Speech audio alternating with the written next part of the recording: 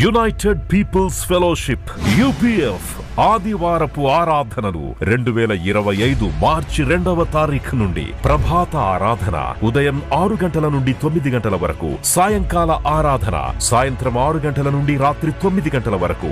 స్థలం clock tower garden restaurant పక్కన, Secunderabad YMCA hall 3వ అంతస్తులో జరుగును. Also live on Facebook, Insta and YouTube. Zoom ID 9550504718, code 7777.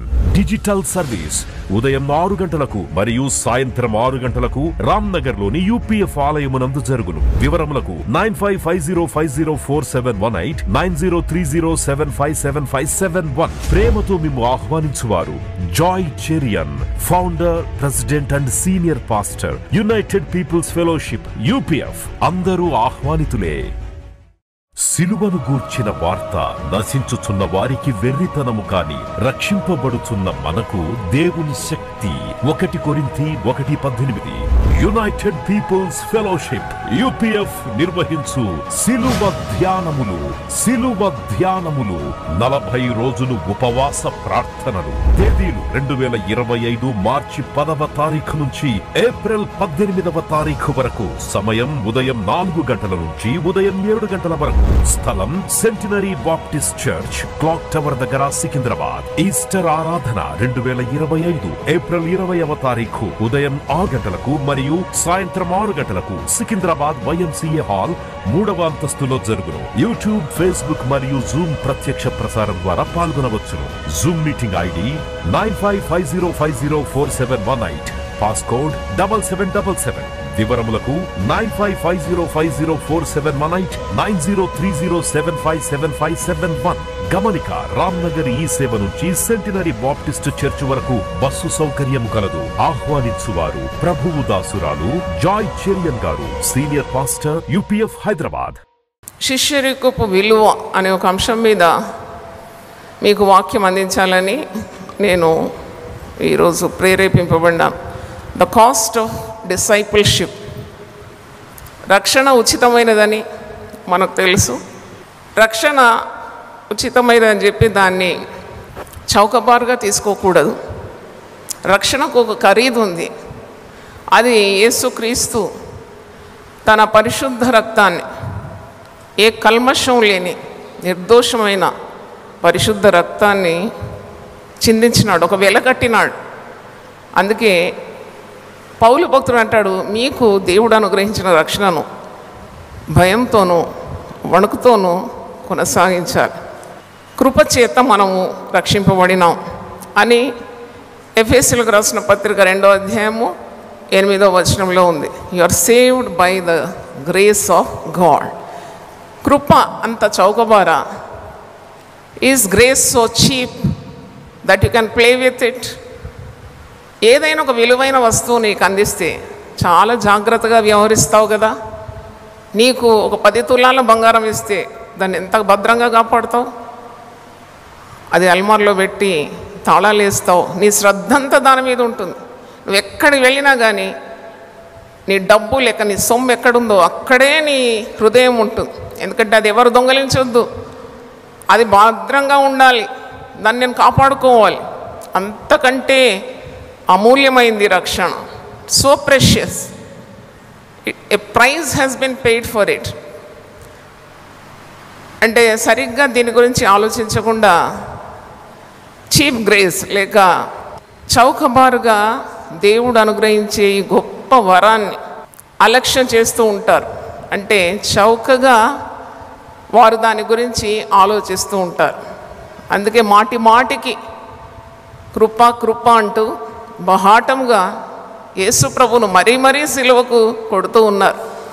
ఇది తప్పకుండా మనము యేసు ప్రభు శిష్యులంగా లేక యేసు ప్రభును అనుకరించే దేవుని ప్రజగా మనం తెలుసుకోవాల్సిన గొప్ప సత్యమై ఉంది.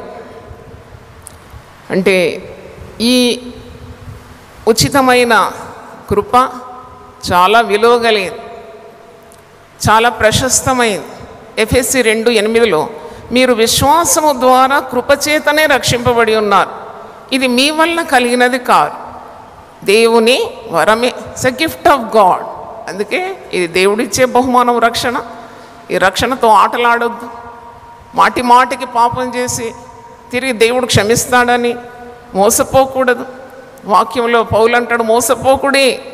చాలా పర్యాయముల లేఖనాల్లో పౌలు భక్తులు అంటాడు మోసపోకుడి. Do not be deceived.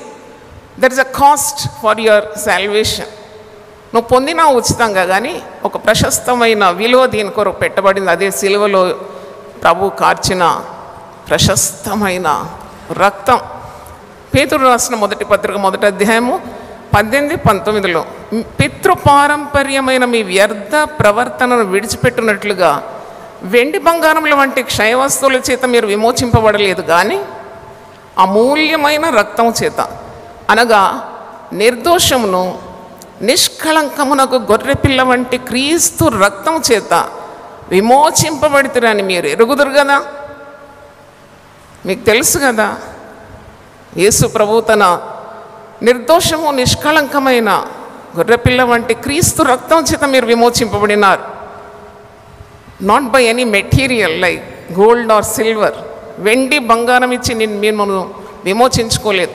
తన ప్రాణం పెట్టినాడు. ఆ ప్రాణానికి ఎంతో విలువ ఉంది. తను కార్చిన రక్తానికి ఎంతో విలువ ఉంది. ఎందుకంటే తాను శిలువ మీద చిందించిన రక్తం ద్వారా నేను విమోచించినాడు. ఆ రక్తము చాలా ప్రశస్తమైన గొర్రెపిల్ల వంటి, అంటే మచ్చ, ముడత, డాగు, కళంకము ఏ పాపం ఎరుగని యేసు ప్రభు పవిత్రమైన రక్తంతో మనం విమోచింపబడి ఉన్నాం. అందుకే రక్షణ పొందిన నీవు యేసు ప్రభు శిష్యరేఖానికి పిలువబడినావు. ఇది చాలా విలువైంది. నీవు నీకు అనుగ్రహించిన మార్గంలో చక్కగా నడుగుస్తే నీకు మేలు. Total commitment is a true discipleship. అంటే అదే నిజమైన శిష్యరికం. లూకా సువార్త 14వ అధ్యాయము 25 నుండి 35 వచనాలు. ఇక్కడ శిష్యరికము కోరేవాడు అంటే యేసు ప్రభువును అనుకరించాలని ఆశపడేవాడు అన్నిటికంటే ముఖ్యంగా దేవుని మీద గురి పెట్టుకోవాలి. అందరికంటే ఎక్కువగా దేవుని ప్రేమించాలని, అంటే తల్లి కంటే, తండ్రి కంటే, భార్య కంటే, పిల్లల కంటే, అక్కజనుల కంటే, తీరా తన ప్రాణం కంటే ఎక్కువగా దేవుని ప్రేమించాలని. దేవుని ప్రేమించడం చాలా శ్రేష్టతరం అండి, చాలా శ్రేష్టమైంది. When you love God you lack nothing. నన్ను అడిగితే అంతకు మించిన జ్ఞానం ఈ లోకంలో లేదు. యేసు ప్రభు కూడా మత్తయి సువార్త 6వ అధ్యాయంలో కొండ మీద ప్రసంగంలో అంటాడు, మొట్టమొదట దేవుని వెతకండి, నా నీతిని, నా రాజ్యాన్ని వెతకండి, అప్పుడు మీకు కావలసినవన్నీ కూడా నేను మీకు అనుగ్రహిస్తాను. కానీ మనిషికి జ్ఞానము తక్కువ. వాడు సాతాను స్వరాన్ని వింటాడు, అన్నీ వెతుకుతాడు, దేవుణ్ణి ఆఖరి పెట్టలో పడేస్తాడు. అందుకే వానికి ఎప్పుడు చింత, చీకు, కలవరము, అనుమానము, సందేహం. కానీ దేవుని గురిగా పెట్టుకున్నవాడు వాడు ఈ లోకంలో వచ్చే లోకంలో కూడా ధన్యుడైపోతాడు. దేవునికి స్తోత్రం, హల్లెలూయా. అందుకే యెహోవా తమకు దేవుడుగా గల జనులు ధన్యులు. ఇక్కడ నువ్వు ఏదో ఒకటి పొందుకోవాలంటే ఏదో ఒకటి పోగొట్టుకోవాలి అంటారు కదా. పైనున్న దియాలి, చంకనున్నది కింద పడకూడదు. అందరికీ దేవుడు కావాలి, కానీ ఉన్నది ఏది కూడా పోగొట్టుకోవద్దు. అదే మానవ స్వభావం. కానీ యేసు ప్రభు అంటున్నాడు, యేసు ప్రభు పలికిన ప్రతి మాట బంగారు మూట. చప్పట్లు కొట్టి దేవుని సిద్ధం, hallelujah. Such a golden words. ఆ మాట వింటే చాలు. నీకు ఇంకా ఈ లోకంలో నీకు ఏది అనవసరం లేదు. అన్నీ ఇస్తాడు, అన్నీ ఇస్తాడు. నిత్య జీవం ఇస్తాడు, దాంతోపాటు సమస్తము నీకు అనుగ్రహిస్తాడు. కనుక ఇక్కడ అంటున్నాడు, మీరు ఒక గోపురం కట్టాలని మీరు నిర్ణయించుకుంటే మొట్టమొదట మీరు కూర్చొని తగులబడి లెక్క పెడతారు కదా, దీని కొరకు నేను ఎంత ఖరీదు వ్యయం చేయాలి. ఒకవేళ నీకంత స్తోమత లేకుంటే నువ్వు కడతావు, సగట్లో ఆగిపోతుంది. చూసిన వాళ్ళందరూ అంటారు, వీడు బాగానే ఆరంభించాడు కానీ కట్టడానికి వీరికి శక్తి సరిపోవడం లేదు. వీడు ఆత్మీయ జీవితంలో వచ్చాడు, రక్షణ పొందినాడు, ప్రభు గొప్ప దేవుడని నమ్మినాడు, కొద్దిగా ప్రయాణం చేసినాడు, తర్వాత వాని వల్ల కావడం లేదు. ఎందుకంటే తన జీవితంలో వచ్చే ఆటుపోట్లు, శ్రమలు, నిందలు, అవమానాలు, దుఃఖము, కన్నీరు, కష్టం, ఇవన్నీ తట్టుకోవడానికి వానికి శక్తి లేదు. అంటే వీడు కట్టను ఆరంభించినాడు, కొద్దిగా కట్టినాడు, పిల్లర్స్ లేపినాడు, కానీ వానికి ఇంకా ముందుకు పోవడానికి శక్తి లేదు. అందుకే యేసు ప్రభు లూకా సువార్త 9వ అధ్యాయం 62వ వచనంలో నాగటి మీద చేయి పెట్టి వెనక తట్టు చూచువాడు ఎవడు పరలోక రాజ్యానికి పాత్రుడుగాడు. ఒక్కసారి నీవి రక్షణ మార్గంలో అడుగుపెట్టిన తర్వాత ప్రభు నీకు సదాకాలం తోడుగా ఉంటాడని వాగ్దానం ఇచ్చినాడు కదా. ఇదిగో యుగ సమాప్తి వరకు సదాకాలము నేను మీకు తోడుగా ఉంటాను, నిన్ను విడువను, నిన్ను ఎడబాయను. ఎన్నెన్ని ప్రశస్తమైన వాగ్దానాలు.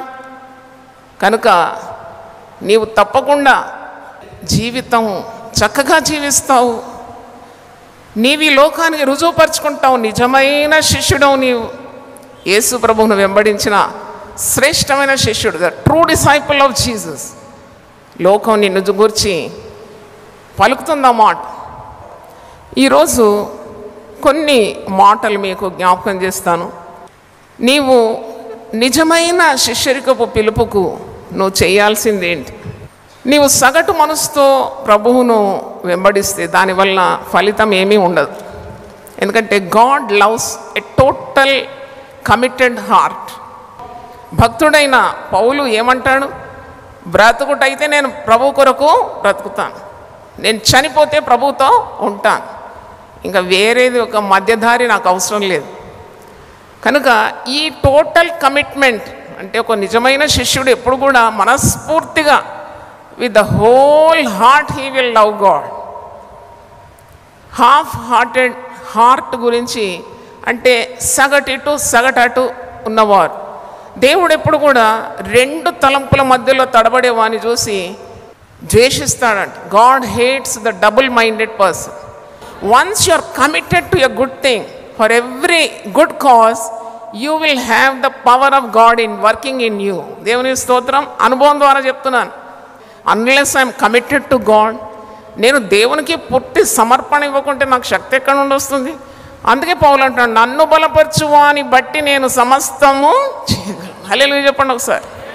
కనుక ఈ టోటల్ కమిట్మెంట్ సంపూర్ణంగా నువ్వు ప్రభువును ప్రేమిస్తేనే అలాంటి పూర్తి సమర్పణ నీకు కలుగుతుందని జ్ఞాపకం చేస్తున్నాను. లూకా సువార్త, అదే లూకా సువార్త 14వ అధ్యాయం 34 చదువుతాం. ఉప్పు మంచిదే కానీ ఉప్పు నిస్సారమైతే దేని వలన దానికి సారము కలుగును? అది భూమికైనను ఎరువుకైనను పనికిరాదు కనుక దానిని బయట పారవేయదు. వినుటకు చెవులు గలవాడు వినును గాక. వినుటకు చెవులు గలవాడు వినును గాక. ఈ లోకానికి నన్ను ఉప్పుగా చేశావు. ఎంత పెద్ద వంటకం అయినా చిటికెడు ఉప్పేస్తేనే రుచి కలుగుతుంది. అంటే ఒక నిజమైన క్రీస్తు శిష్యుడు ఈ లోకంలో లేకుంటే లోకమంతా చప్పగా ఉంటుందన్నమాట. సారం కలిగి బ్రతకాలి. విలువైన రక్షణ, రక్తంగార్చి ప్రశస్తం, నిష్కళంకం, నిర్దోషం, పవిత్రం, పరిశుద్ధమైన రక్తం ఇచ్చి నిన్ను కొనుక్కు మీరు విలువ పెట్టి కొనబడిన వారు అని అంటాడు. మనకు విలువ ఉంది, కొనబడిన వారము యేసు రక్తం చేత. కాబట్టి మన జీవితం ఎలా ఉండాలి, మన ప్రవర్తన ఎలా ఉండాలి, ఒక నిజమైన శిష్యునిగా నువ్వు ఎలా ఉండాలి, ఈ శిష్యురికపు విలువను తెలుసుకోవాలి కదా. అదే ఈరోజు పరిశుద్ధాత్ముడు మనతో మాట్లాడుతూ ఉన్నాడు. దేవునికి స్తోత్రం. నువ్వు సారము లేకుంటే you become a useless creature in this world. సారం కలిగి ఉండాలి. అంటే సారం కలిగి ఉండాలంటే పరిపూర్ణంగా దేవుని ప్రేమిస్తేనే అది సాధ్యం. Hallelujah. Unless you love God totally, సారం కలిగి ఉండడం కష్టతరమే. ఆవగింజంత విశ్వాసం అంటే ఆవగింజ సైజ్ కాదు, కాంపాక్ట్నెస్ అన్నమాట. చూస్తే చిన్నగా ఉంటుంది కానీ సూది మునబెట్టడానికి కూడా స్థలం ఉండదు.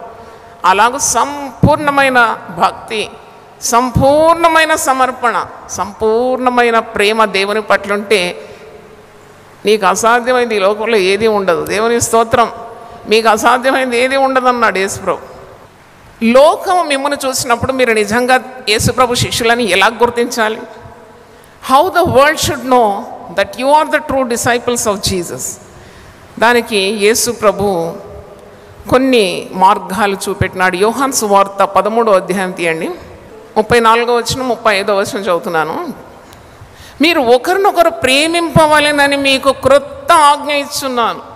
నేను మిమ్మల్ని ప్రేమించినట్టే మీరును ఒకరినొకరు ప్రేమింపవలెను. మీరు ఒకని ఎడల ఒకడు ప్రేమ గలవారి ఎడల దీన్ని బట్టి మీరు నా శిష్యులని అందరూ తెలుసుకొందురు. లోకం తెలుసుకుంటుందట, క్రైస్తవులందరూ యేసు ప్రభు మనల్ని ప్రేమించినట్టే మనం ఒకరినొకరు మిక్కటంగా ప్రేమిస్తే లోకానికి చాలా మాదిరికరంగా ఉంటాం. అప్పుడు నిజమైన ప్రేమ, యేసు ప్రభు ప్రేమ లోకం తెలుసుకుంటుంది. మీరు ఒకరినొకరు నేను మిమ్మల్ని ఎలా ప్రేమించానో అలాగే మిమ్మల్ని ప్రేమిస్తే తప్పకుండా లోకము దేవుని ప్రేమ రుచిని అనుభవిస్తుంది. హల్లెలూయా. కాబట్టి కేవలం నోటితో పలకడం కాదు, నీవు క్రీస్తు యేసును కలిగిన మనసు కలిగి ప్రవర్తిస్తేనే అనేకులు ప్రభు మార్గంలో ఆకర్షింపబడతారు. రెండవ చూసినప్పుడు, నీకు శ్రమ కలిగినప్పుడు నువ్వు నిఠారుగా నిలబడాలి. అన్యజనులు నేను చూసి వీరిలో దేవుడున్నాడు కాబట్టి ఎట్టి శ్రమలకు కూడా వీరు చలించడం లేదు.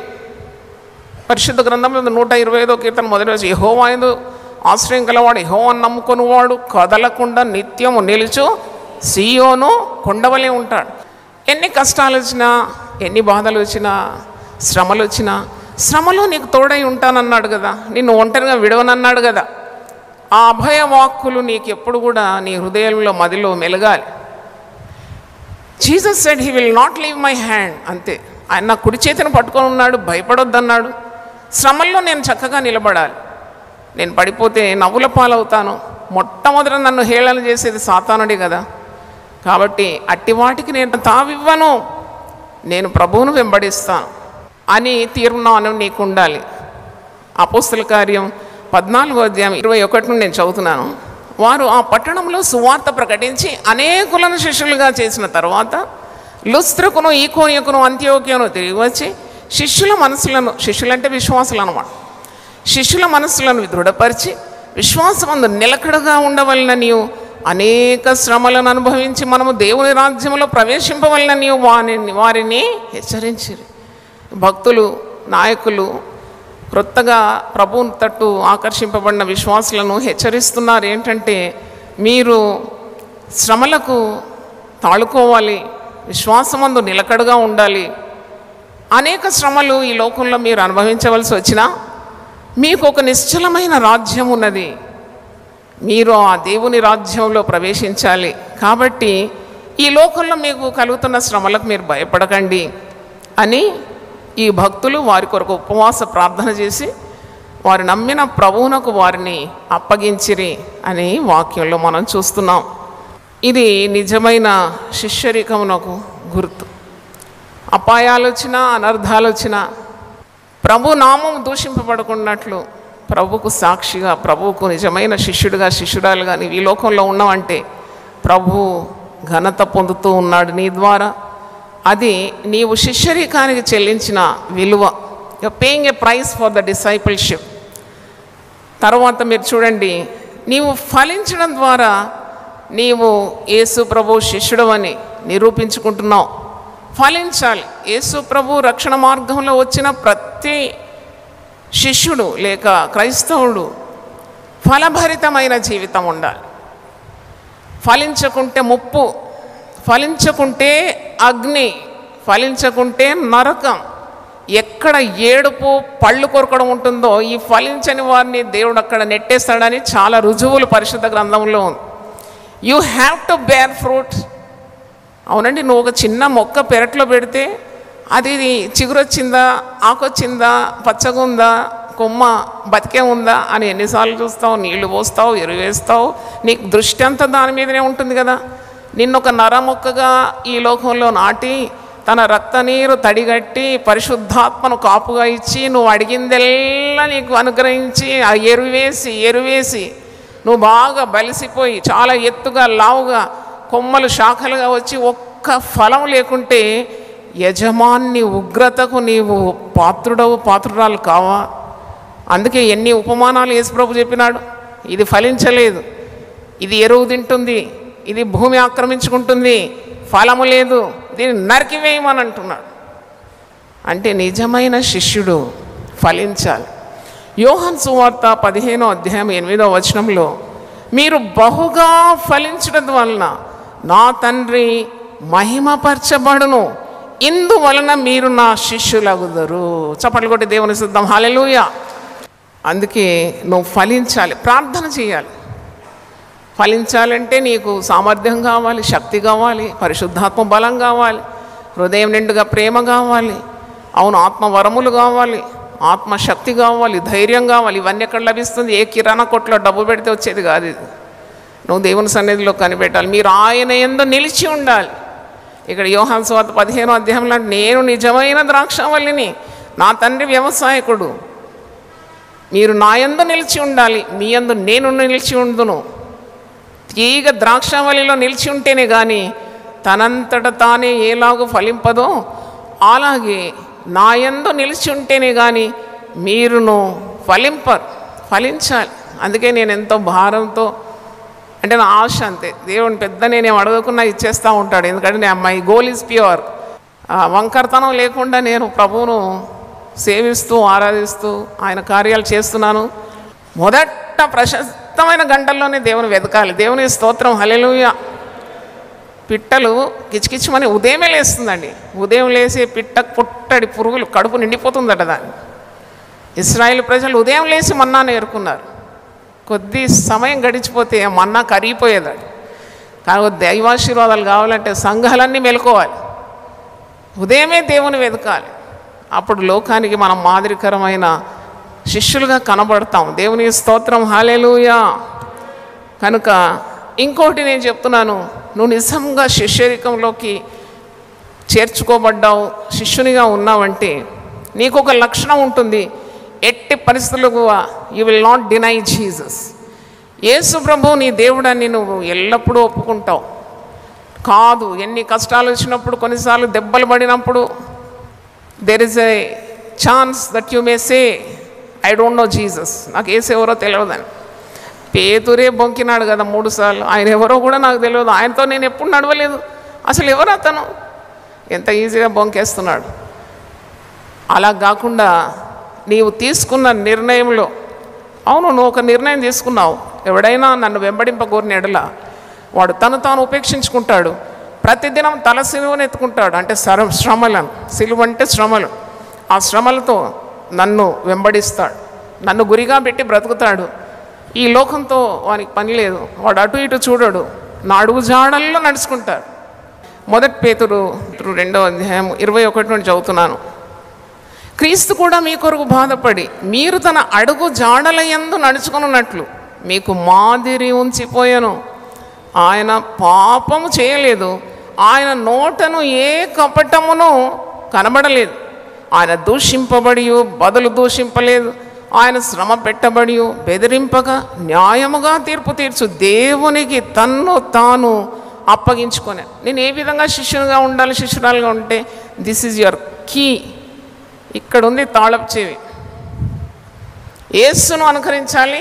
ఈ ఖరీదైన శిష్యరిత్వంలో నువ్వు నడవాలంటే, నేను అన్నాను కదా, కాస్ట్ ఆఫ్ డిసైపుల్షిప్ ఖరీదైంది ఇది. ఈ శిష్యరికానికి కొందరు ప్రాణాలు అర్పిస్తారు కదా, చంపినా భయపడరు కదా. అంటే ఇది చాలా వెలకట్టవలసిందే. నీవు అలాగుండాలంటే ఈ మాదిరి నీవు అనుకరించాలి. ఆయనలో ఏ పాపం లేకుండింది, ఆయన నోట ఏ కపటం లేకుండింది, ఆయన లోకం చేత తృణీకరింపబడినాడు, విసర్జింపబడినాడు, ద్వేషింపబడినాడు, దూషింపబడినాడు, బదులు పలకలేదు, బాధింపబడిన నోరు తెరవలేదు, ఆయన శ్రమ పట్టబడినాడు, ఎవరిని బెదిరించలేదు, న్యాయంగా తీర్పు తీర్చు దేవునికి తను తాను అర్పించుకున్నాడు. ఈ దినాల్లో మనము సంఘాల్లో చూస్తాం ఎంత భయంకరమైన పోరాటాలు, కొట్టుకోవడం అండి.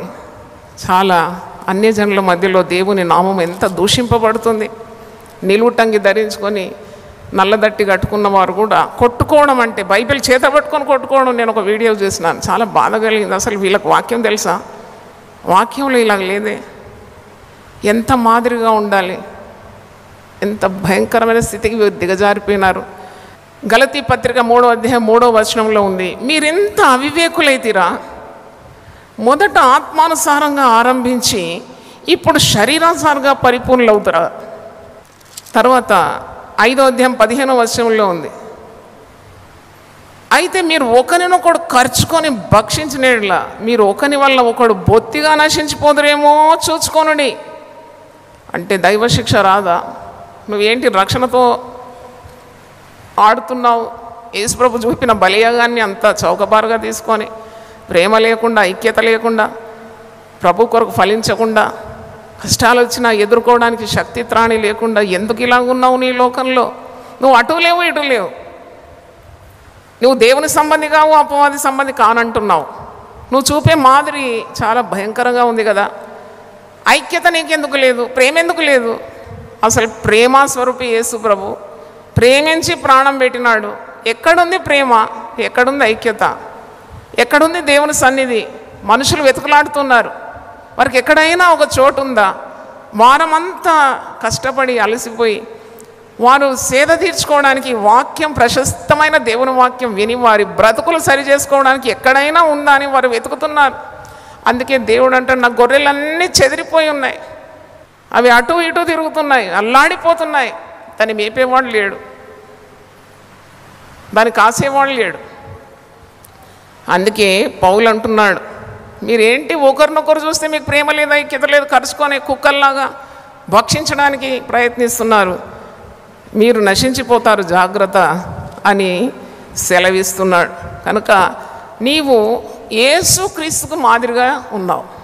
He is our goal, he is our example. అందుకే అంటాడు, నేను గాలిని కొట్టినట్టు పరిగెత్తడం లేదు, నేను ఇతరులకు బోధించిన తర్వాత నేనే భ్రష్టుడనైపోతానేమో అని నా శరీరాన్ని నేను నలగొట్టుకుంటున్నానని పౌలు అంటున్నాడు. గురి కలిగి పరిగెత్తాలంటున్నాడు, గురి యొద్దకేనో పరిగెత్తాలంటున్నాడు. గురి లేని పరుగు పిచ్చివాళ్ళు చేస్తారు.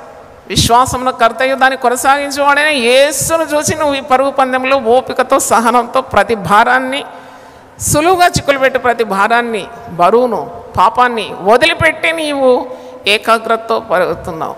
నీవు బహుమానం పొందరీతిగా పరిగెత్తాలంట. వాక్యం మనకు అలాగూ బోధిస్తుంది. తిరిగి నీవు ప్రభువును ఒప్పుకోవాలి. మత్తయి సువార్త 10వ అధ్యాయంలో ఈ మాట ఉంది, 32వ వచనం, మనుషుల ఎదుట నన్ను ఒప్పుకొని వాడెవడో పరలోకమందున్న నా తండ్రి ఎదుట నేను వాణ్ణి ఒప్పుకొందును.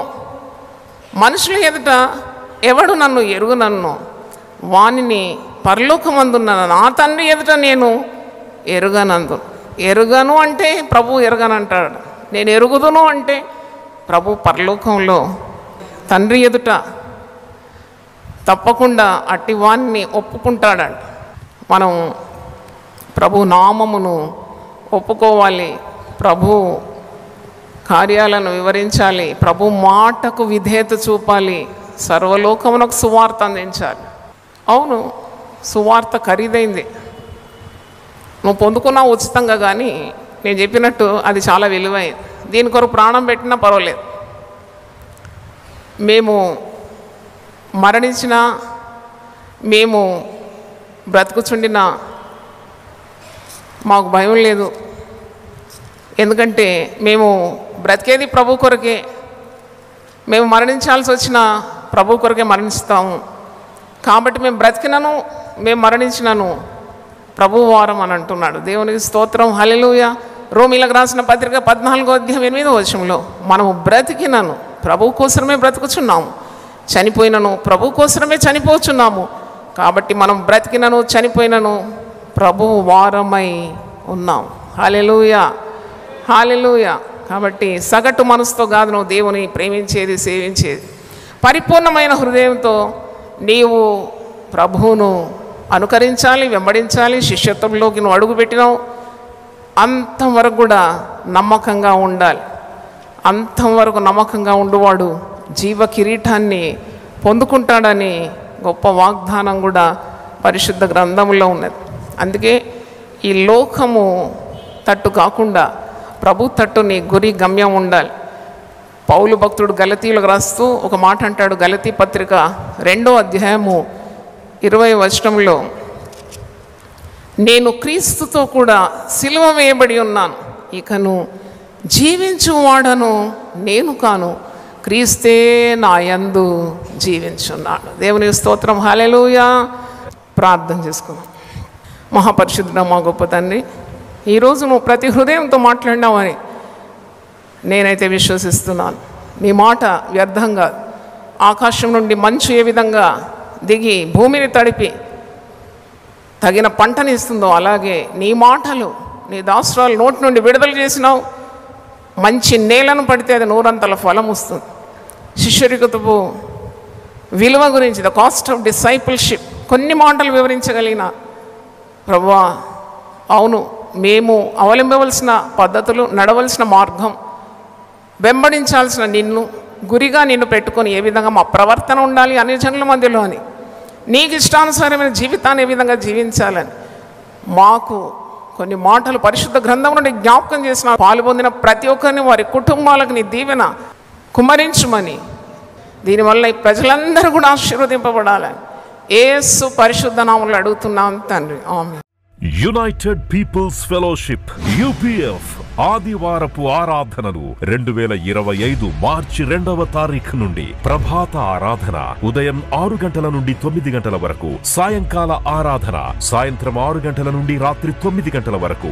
స్థలం క్లాక్ టవర్ గార్డెన్ రెస్టారెంట్ పక్కన, సికింద్రాబాద్ YMCA హాల్ 3వ అంతస్తులో జరుగును. Also live on Facebook, Insta and YouTube. Zoom ID 9550504718, code 7777.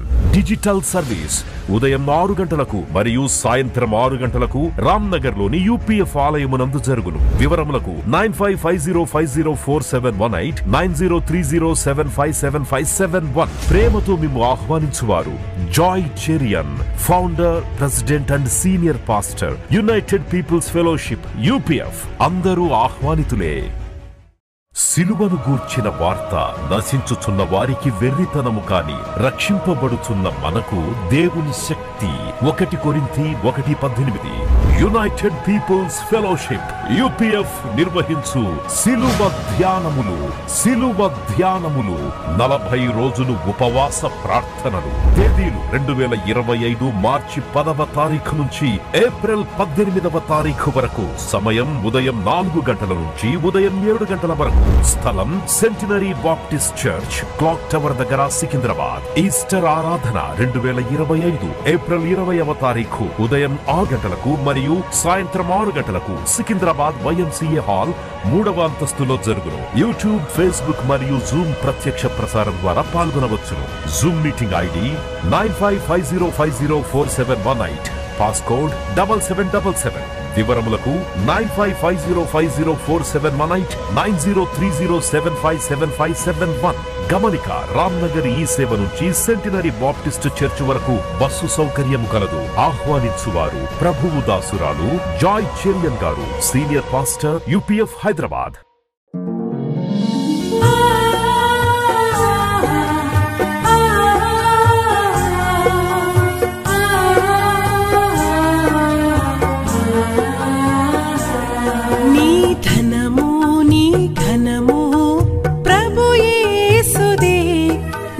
దశమా భాగమునీయ వెనుదీతువా. నీ ధనము నీ ఘనము ప్రభు యేసుదే, నీ దశమా భాగమునీయ వెనుదీతువా. ధరలోన ధనధాన్యములనీయగా కరుణించి కాపాడి రక్షింపగా.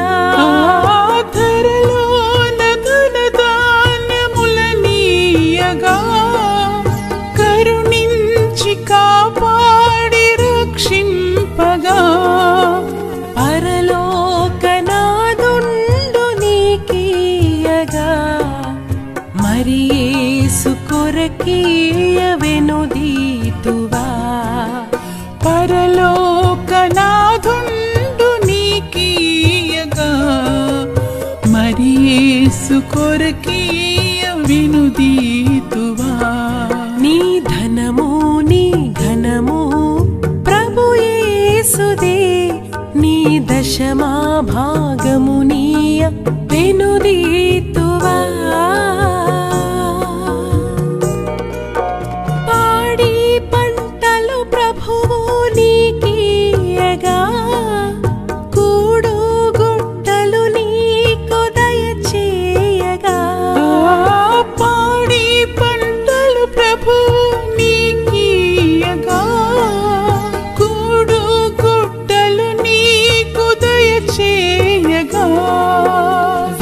వేడంగ ప్రభు యేసు నామంబును గడువేల ప్రభుకీయను క్రైస్తవా వేడంగ ప్రభు యేసు నామం